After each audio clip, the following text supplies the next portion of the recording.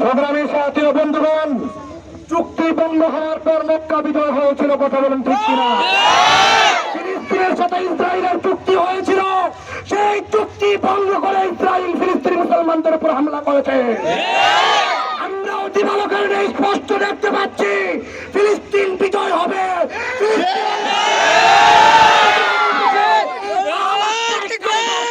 পতাকা উঠবে।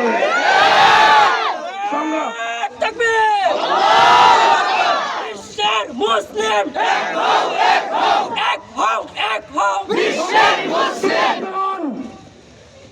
আমরা যদি ইসরায়েলি পণ্যগুলো বয়কট না করি তাহলে ইসরায়েল আরো সুযোগ পেয়ে যাবে। ইসরায়েলের পণ্য বয়কট করলে কি হবে? ইসরায়েলের তাদের আর্থিক তাদের দুর্বল হয়ে যাবে। এই জন্য ইসরায়েলের যেগুলো পণ্য আছে, সেভেন আপ, পেপসি, লাক্স সাবান, লাইফবয় সাবান, টুথপেস্ট, রিন, এই সমস্ত যে সমস্ত পণ্যগুলো রয়েছে, মেরেন্ডা, এই সমস্ত পণ্য আমরা আজকে থেকে বয়কট করলাম, কথা বলেন ঠিক কিনা?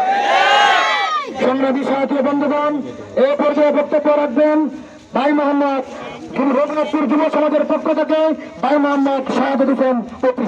আমি ভাইকে তার বক্তব্য রাখার জন্য অনুরোধ জানাচ্ছি।